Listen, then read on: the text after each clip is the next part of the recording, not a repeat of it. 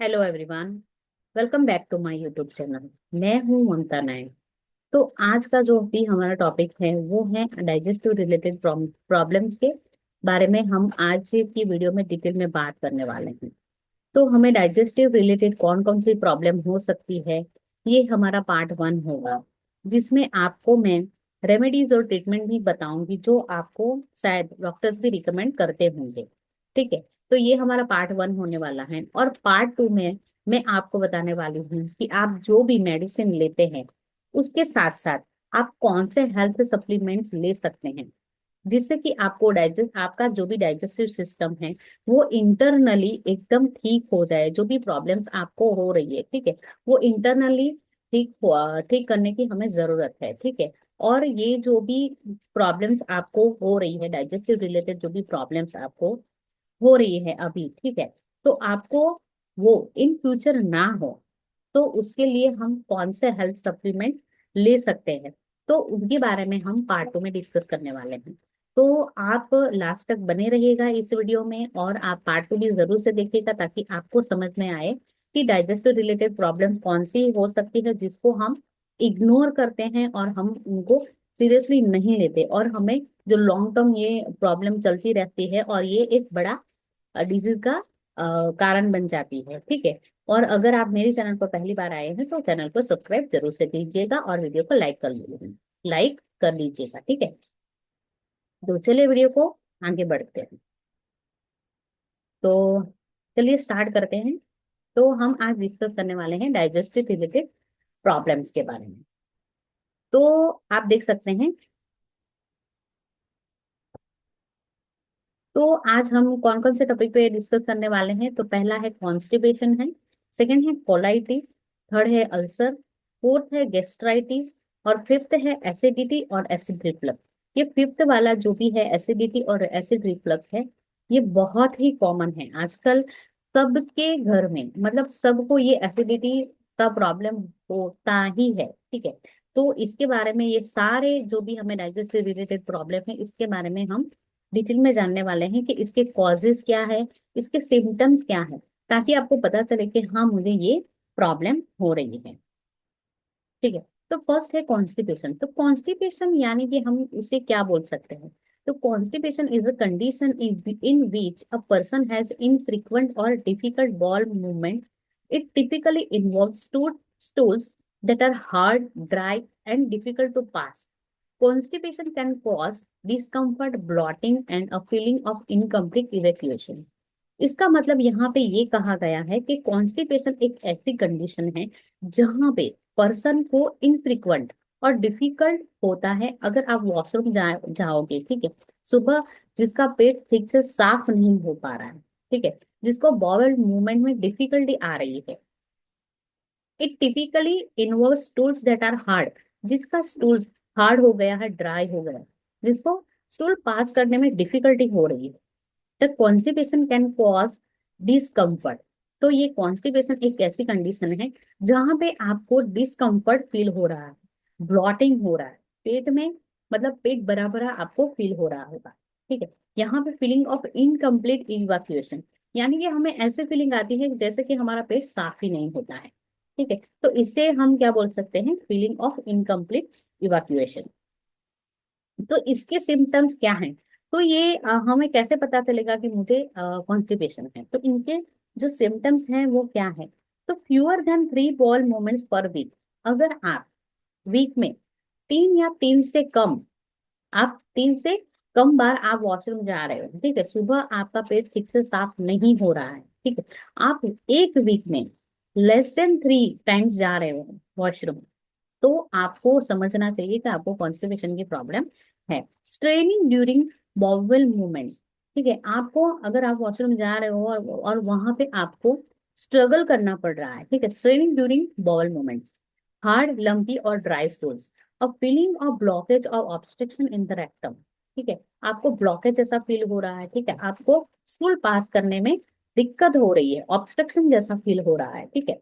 जहां से हमारा स्टूल जो पास होता है वहां पे हमें एक ब्लॉकेज जैसा फील होता है। A sense of incomplete emptying after a bowel movement, हमें जो भी हमारा पेट साफ होता है वहां पे हमें इनकम्प्लीशन का फीलिंग आती है, यानी कि हमें ऐसा फील होता है कि यार हमारा पेट साफ ही नहीं हो रहा है। ठीक है, तो ऐसे अगर आपको सिम्टम्स फील हो रहे हैं तो आपको समझना चाहिए कि ये जो कंडीशन आपके साथ हो रही है ये आपका कॉन्स्टिपेशन है। तो इसके कारण क्या है, तो ये किसकी वजह से होता है, जो कॉन्स्टिपेशन है वो किसकी वजह से होता है। तो एक तो है डाइटरी फैक्टर्स। ठीक है, तो डाइटरी फैक्टर्स में क्या हो सकता है कि लो फाइबर इंटेक। अगर आप जो फाइबर वाले फूड्स हैं वो कम ले रहे हैं, इन एडिक्वेट वाटर कंजप्शन, आपके जो भी दिन का जो भी आपका अमाउंट है वाटर इंटेक का, आप पूर्ति मात्रा में वाटर नहीं ले रहे हैं, पानी ज्यादा नहीं पी रहे हैं, तो आपको कॉन्स्टिपेशन हो सकता है। लाइफस्टाइल फैक्टर, अगर आपकी लाइफस्टाइल ठीक से नहीं है, जैसे कि लैक ऑफ फिजिकल एक्टिविटी, अगर आपका जो भी लाइफस्टाइल है, आप वर्किंग प्रोफेशनल है, आप पूरे दिन बैठ के काम कर रहे हो, आपकी फिजिकल एक्टिविटी कम है, तो आपको ये प्रॉब्लम हो सकता है। Ignoring the urge to have a bowel movement, अगर आपको अगर आप इग्नोर कर रहे हैं, ठीक है, आपको मतलब वॉशरूम जाना है लेकिन आप इग्नोर कर रहे हैं, आपको वो मतलब आप उसको रोक रहे हैं, तो आपको ये कॉन्स्टिपेशन की प्रॉब्लम हो सकती है। थर्ड है मेडिकल कंडीशन। तो उसमें क्या हो सकता है कि इरिटेबल बॉवल सिंड्रोम, ये एक सिंड्रोम है जहां पे आपकी ये जो आपको मेडिकल कंडीशन हो सकती है उसमें आपको ये कॉन्स्टिपेशन का प्रॉब्लम हो सकता है। हाइपोथायरॉयडिज्म, अगर आपको हाइपोथायरॉयडिज्म की कंडीशन है तो आपको कॉन्स्टिपेशन की प्रॉब्लम हो सकती है, क्योंकि यहाँ पे जो भी आप मेडिसिन ले रहे हैं उसकी वजह से, उसके साइड इफेक्ट की वजह से ये आपको कॉन्स्टिपेशन हो सकता है। डायबिटीज के अगर आप पेशेंट हैं तो भी आपको हो सकते हैं। न्यूरोलॉजिकल डिसऑर्डर्स, अगर आपको कोई डिसऑर्डर हो, अगर आपको कोई डिसऑर्डर है, न्यूरोलॉजिकल डिसऑर्डर्स है, जैसे कि पार्किंसन डिजीज है, मल्टीपल स्क्लेरोसिस है, ठीक है, तो पार्किंसन डिजीज में क्या है कि हमें जो भी हमारा जो बॉडी है वो हम ठीक से जो भी चीजें हैं वो ठीक से पकड़ नहीं पाते, जो हमारा मूवमेंट है वो ठीक से नहीं हो पाता। ठीक है, तो ऐसे जो भी कंडीशन है उसमें हमें ये कॉन्स्टिपेशन का ये जो कंडीशन है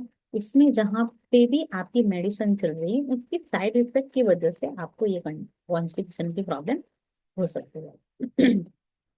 फोर्थ है मेडिकेशन, यानी कि आपको मतलब आप जो भी दवाई ले रहे हैं, ठीक है, पेन रिलीवर, मोस्टली जो भी हमें पेन होते हैं तो हाईली पेन रिलीवर्स, ठीक है, बहुत ज्यादा हमें पेन होता है तो वो पेन को रिलीव करने के लिए जो भी हम पेन रिलीवर्स लेते हैं उसके थ्रू भी ये कॉन्स्टिपेशन की हमें प्रॉब्लम हो सकती है।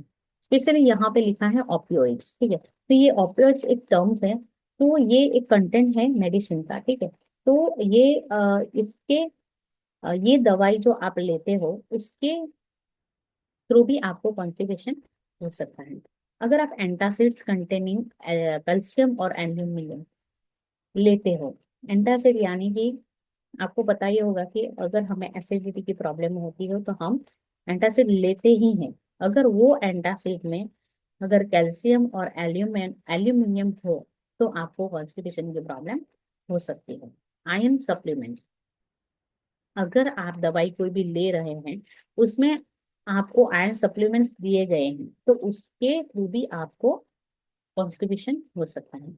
स्ट्रेस और एंजाइटी, इसमें emotional factors can disturb regular bowel habits. तो आप ज्यादा चिंता कर रहे हैं, अगर आप ज्यादा स्ट्रेस ले रहे हैं, ठीक है, तो उसमें भी आपको कॉन्स्टिपेशन की प्रॉब्लम हो सकती है। तो उसकी रेमेडीज एंड ट्रीटमेंट क्या है, तो उसमें आप ले सकते हैं कि इंक्रीज फाइबर इंटेक, आपका जो भी फाइबर इंटेक है उसको आपको बढ़ाना चाहिए, जिसमें आपको फाइबर इंटेक में क्या क्या लेना चाहिए कि फ्रूट्स ज्यादा लेने चाहिए, वेजिटेबल्स ज्यादा लेना चाहिए, होल ग्रेन्स और लेग्यूम्स जो दालें होती हैं तो वो हमारे डाइट में हमें इंक्रीज करना चाहिए। स्टे हाइड्रेटेड, हमें drink plenty of water through out the day, हमें बहुत ज्यादा पानी पीना चाहिए। ठीक है, एक्सरसाइज रेगुलरली, हमें रेगुलरली एक्सरसाइज करनी चाहिए। Physical activity help stimulate bowel movements, हमें फिजिकल एक्टिविटी जो भी हमारी दिन की रहती है वो हमें बढ़ानी चाहिए। एस्टैब्लिश अ रूटीन, एक रूटीन हमें मेंटेन करना चाहिए। Set a regular time for bathroom visit, preferably after meals. ठीक है, तो एक हमें टाइम डिसाइड करना चाहिए और उस टाइम पे हमें जाना ही चाहिए। ओवर द काउंटर सॉल्यूशन, अगर आपको बहुत ज्यादा प्रॉब्लम हो रही है तो आप ओवर द काउंटर सॉल्यूशन यानी कि आप मेडिकल से भी दवाई ले सकते हैं, जैसे कि यूज टू सॉफ्टनर ले सकते हैं, लेक्सेटिव ले सकते हैं। Only as a short term solution, ये आपको एक शॉर्ट टर्म सॉल्यूशन दे सकता है। आफ्टर कंसल्टिंग ए डॉक्टर, ये दवाई आप कब ले सकते हैं, आप डॉक्टर को पहले दिखाइए, उसके बाद ये दवाई के आप यूज कर सकते हैं। Consult a doctor if constipation persist or is accompanied by a severe pain, blood in stools or unexplained weight loss। अगर आपका ये कॉन्स्टिपेशन आपको सीवियर पेन दे रहा है, आपके स्टूल्स में अगर आपको ब्लड आ रहा है, आपका अनएक्सप्लेन्ड वेट लॉस हो रहा है, ठीक है, तो आपको जरूर से डॉक्टर को कंसल्ट करना चाहिए। ये एक सीवियर कंडीशन हो सकती है, तो आपको डॉक्टर को जरूर से दिखाना चाहिए। अगर अभी जो दूसरी कंडीशन है, दूसरी जो आ, है वो है, सेकंड है कोलाइटिस। तो कोलाइटिस है, तो colitis refers to inflammation of the colon, large intestine. Colon को हम यहाँ पे बोलेंगे लार्ज इंटेस्टाइन, ठीक है। तो यहाँ पे जो लार्ज इंटेस्टाइन में इन्फ्लेमेशन हो जाता है, इन्फ्लेमेशन यानी कि हमें सूजन हो जाती है। It can result from various causes including infection, auto immune diseases और अदर अंडरलाइंग कंडीशंस। ठीक है, तो ये किसकी वजह से हो सकता है, तो ये इन्फेक्शन की वजह से हो सकता है। ठीक है, और अगर आपका ऑटो इम्यून डिजीज, आपको कोई डिजीज हुआ है पहले, अगर आपको कोई डिजीज चल रहा है, ठीक है, तो उसकी वजह से भी ये कोलाइटिस हो सकता है। और अदर कोई भी कारण हो सकता है, underlying condition. Colitis can lead to symptoms such as abdominal pain, diarrhoea and sometimes rectal bleeding.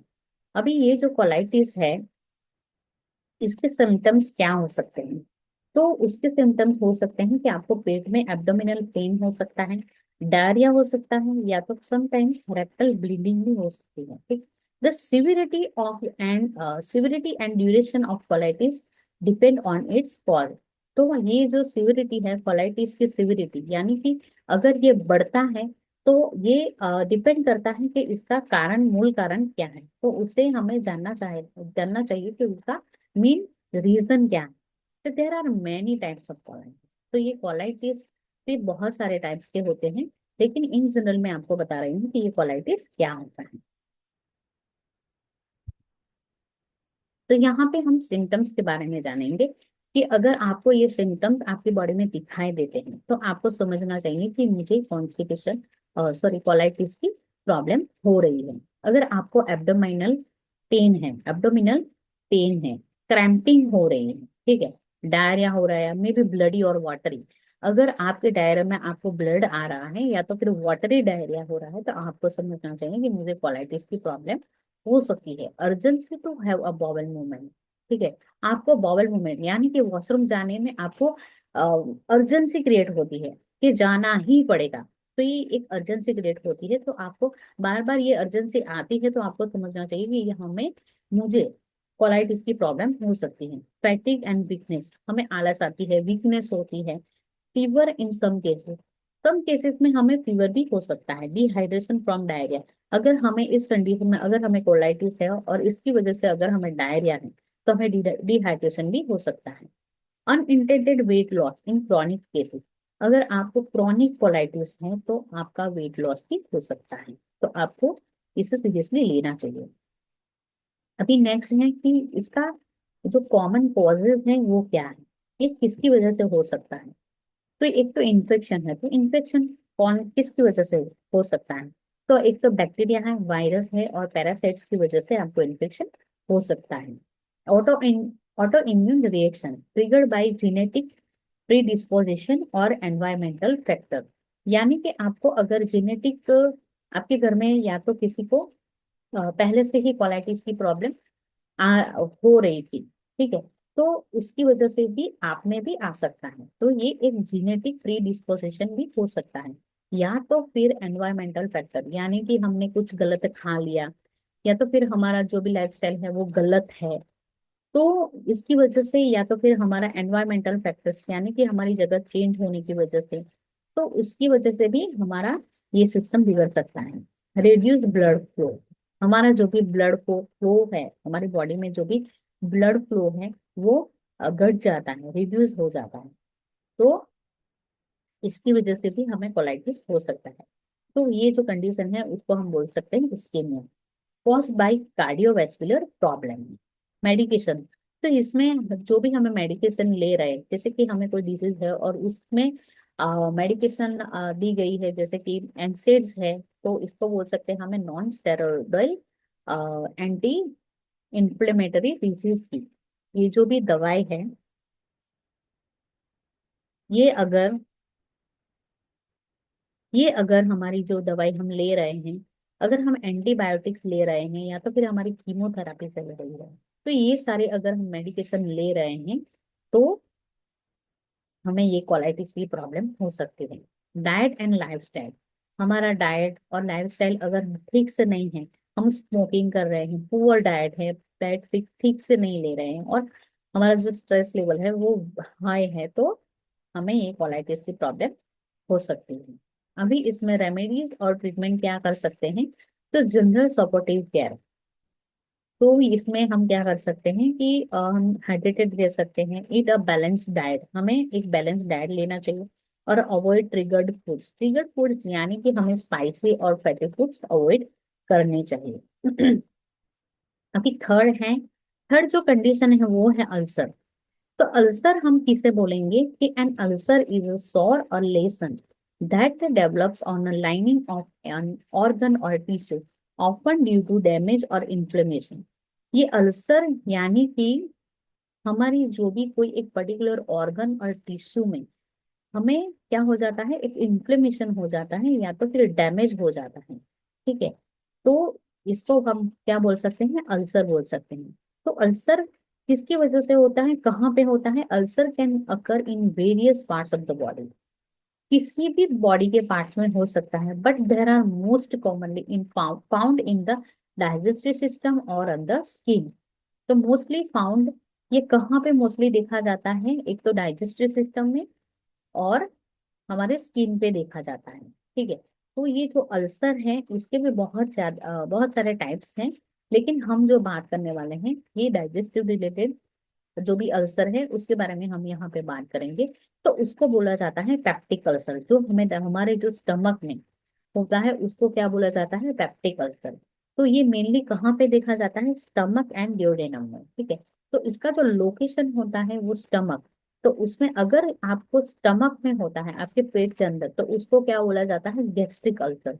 और the first part of the small intestine, हमारा जो छोटी आंत आंत है, उसकी जो फर्स्ट पार्ट में अगर हमें ये अल्सर होता है, तो उसको हम क्या बोलेंगे, यहाँ पे डियोडेनल अल्सर बोलेंगे।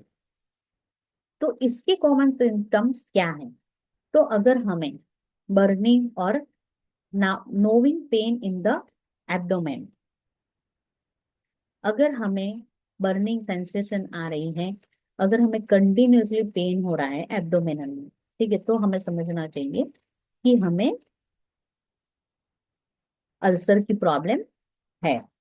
अगर हमें नोसिया यानी कि चक्कर आ रहे हैं, वॉमिटिंग हो रही है, ब्लॉटिंग और लॉस ऑफ एपेटाइट, यानी कि हमारा जो पेट है वो फुला फुला सा रहता है, हमारी जो भूख है वो कम हो रही है, तो हमें समझना चाहिए कि हमें कहीं ना कहीं अल्सर की प्रॉब्लम हो सकती है।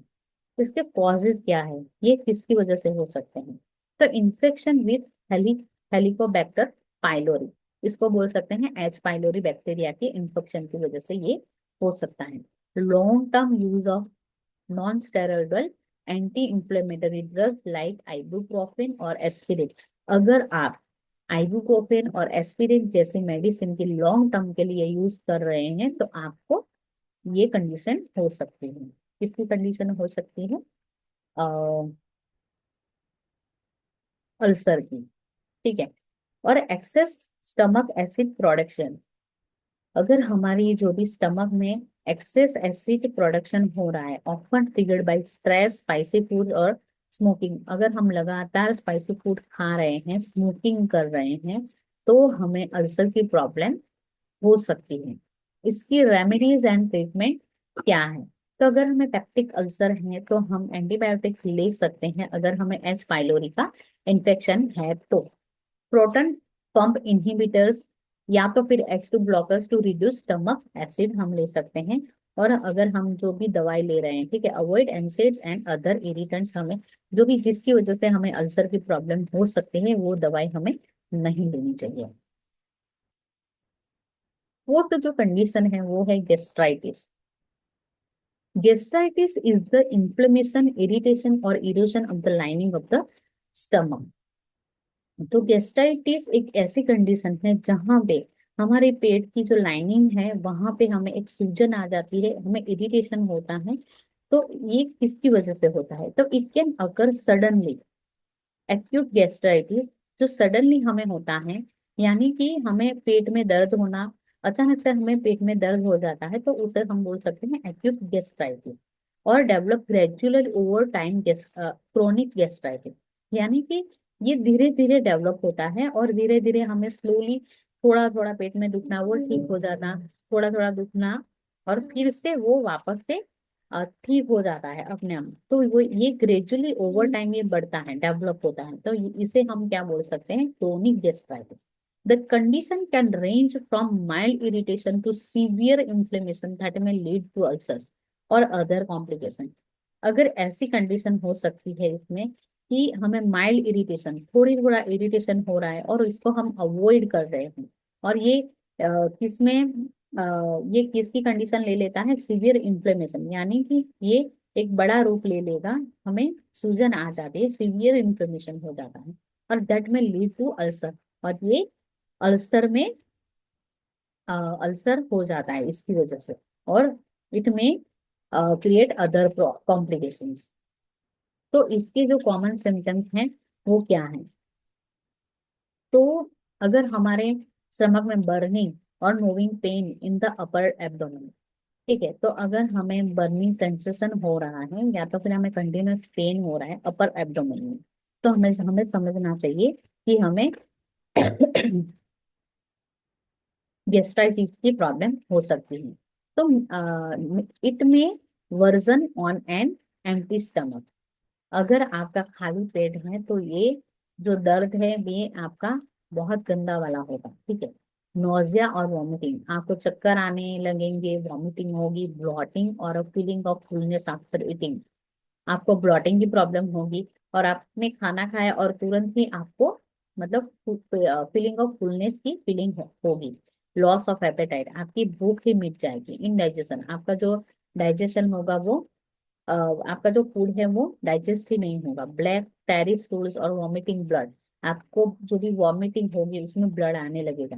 इन सीवियर केसेस, अगर आपका केस जो सीवियर होगा उसमें, indicating bleeding in the stomach, fatigue और वीकनेस, अगर आपको फटीग और वीकनेस जैसी फीलिंग आएगी।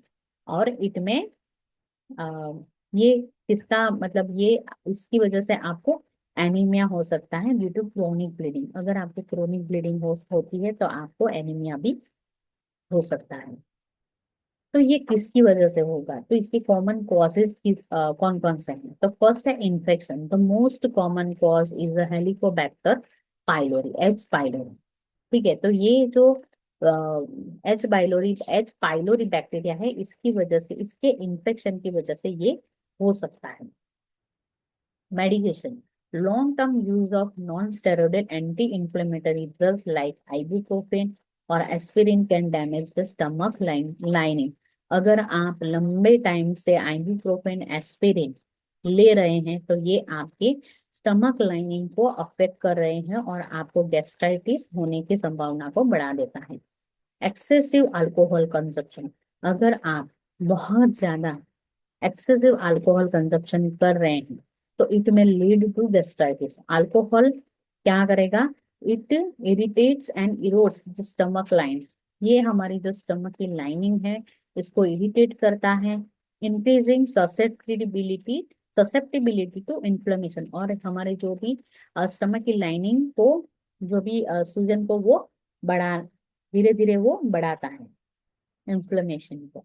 तो इसका कॉमन कोजेस जो दूसरे हैं वो क्या है, स्ट्रेस। अगर आप ज्यादा मात्रा में स्ट्रेस ले रहे हैं, सीवियर स्ट्रेस ड्यू टू आपको अगर कोई इंजरी है, सर्जरी आपकी हुई है, अगर या तो लंबे समय से आप किसी बीमारी से जूझ रहे हो, तो उसकी उसके कारण जो आपको स्ट्रेस हो रहा है, तो उसकी वजह से भी आपको गैस्ट्राइटिस हो सकता है। फिर है auto immune disorder. In auto immune gastritis the immune system attacks the stomach lining. This is often associated with vitamin B12 deficiency. अगर हमारी जो इम्यून सिस्टम है वो बहुत ज्यादा वीक है, हमारे में विटामिन B12 की कमी है, तो उसकी वजह से भी हमें गैस्ट्राइटिस होने की संभावना बढ़ जाती है। Bile reflux. बाइल रिफ्लक्स यानी कि हम इसको बोल सकते हैं पित्त। ठीक है। तो ये bile flowing back into the stomach from the small intestine can irritate the stomach line. इसमें क्या होता है कि हमारे जो स्मॉल इंटेस्टाइन में से जो भी बाइल है वो स्टमक में वापस से फ्लो होता है, स्मॉल इंटेस्टाइन में से स्टमक में वो वापस बैक फ्लो होता है। ठीक है। तो ये क्या करता है, हमारे जो स्टमक लाइन को इरिटेट करता है। फिर है कि अदर कॉजेज क्या हो सकते हैं, तो अगर आप स्मोकिंग कर रहे हैं, ईटिंग स्पाइसी और एसिडिक फूड्स ले रहे हैं, infection other than H pylori. अगर आप एच पाइलोरी का इन्फेक्शन तो हो ही सकता है, लेकिन अदर देन क्या इन्फेक्शन हो सकता है इसके सिवाय, कि वायरल इन्फेक्शन, फंगल इन्फेक्शन अगर आपको हुआ है, specially in people with week, जिसकी इम्यूनिटी सिस्टम बहुत ज्यादा वीक है, उनको गैस्ट्राइटिस होने की संभावना बहुत ज्यादा होती है। तो इसमें हम क्या कर सकते हैं, इसकी रेमेडीज एंड ट्रीटमेंट क्या है, कि मेडिकेशन हम ले सकते हैं, जो हमें डॉक्टर जो भी एडवाइस करते हैं उसके अकॉर्डिंग हम मेडिकेशन ले सकते हैं। लाइफ स्टाइल चेंज कर सकते हैं। हमारे जो भी विटामिन B12 के सप्लीमेंट्स हमें ले सकते हैं। ठीक है। तो ये जो ट्रीटमेंट है वो आप डॉक्टर के अकॉर्डिंग ले सकते हैं। फिर फिफ्थ जो कंडीशन है, ये बहुत ज्यादा कॉमन है। आज बहुत ज्यादा पीपल में ये कंडीशन देखी ही जाती है, हर एक घर में ये प्रॉब्लम हो रही है, जिसको हम बोलेंगे एसिडिटी और एसिड रिफ्लक्स। एसिडिटी एक ऐसी कंडीशन है जिसको हम बोलेंगे एसिड रिफ्लक्स भी बोलते हैं। और acid indigestion occurs when excess stomach acid flows back into esophagus। ठीक है। इसोफेगस यानी कि हमारी जो अन्न नली, ठीक है, उसमें क्या होता है, स्टमक में से एसिड वापस से फ्लो बैक होता है, कॉजिंग डिस्कम्फर्ट एंड इरिटेशन। और ये जो एसिड हमें वापस से बैक होता है, फ्लो होता है, तो हमें क्या होता है, डिस्कम्फर्ट और इरिटेशन की फीलिंग आती है। It is a common condition that can range from mild to severe. तो ये एक कॉमन कंडीशन है, अगर इसको हम सीरियसली नहीं लेते हैं तो ये एक माइल्ड टू सीवियर कंडीशन हो सकती है, depending on it's frequency and underlying cause. ये आपकी जो भी फ्रीक्वेंसी है, अगर आपको ये लगातार हो रही है, रोज हो रही है, अगर आपको ये एक मेन कारण आपको नहीं पता है, अगर आपको ये रेगुलरली हो रही है, तो आपको इसको सीरियसली लेना चाहिए। तो इसके कॉमन सिम्टम्स क्या हैं, तो burning sensation in the chest.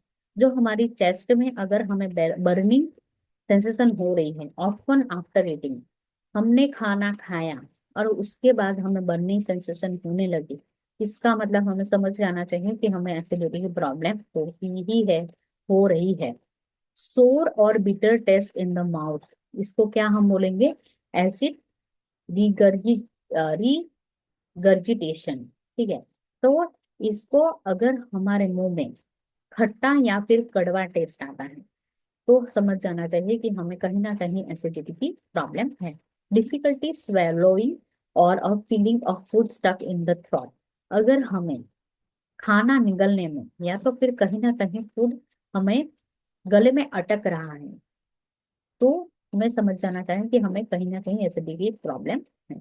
Blotting और बर्पिंग, हमें कोई ब्लॉटिंग की प्रॉब्लम हो रही है, बर्पिंग यानी कि डकार बार बार आ रहे हैं, नोजिया हो रहा है, वॉमिटिंग हो रही है, क्रोनिक कफ है, और हॉर्सनेस है, यानी कि गले में खराश आ रही है, हमारा जो आवाज, हमारी जो भी आवाज है वो उसमें चेंजेस आ रहे हैं, क्रोनिक कफ हो रहे हैं, sore throat due to acid acid irritation, हमारे जो भी गले में में डिफिकल्टी हो रही है, खाना निगलने में, पानी पीने में, सोर थ्रॉट हो रहा है, ठीक है, due to acid irritation, bad breath, जो हमारी सांसें हैं उसमें से गंदी स्मेल आ रही है, तो समझ जाना चाहिए कि हमें एसिडिटी की प्रॉब्लम हो रही है।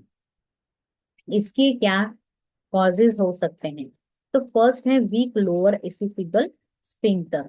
ये एक वाल्व होता है जो, it is a muscle at the bottom of the oesophagus that acts as a valve. ठीक है, तो ये इसोफेगस के बॉटम में एक वाल्व होता है।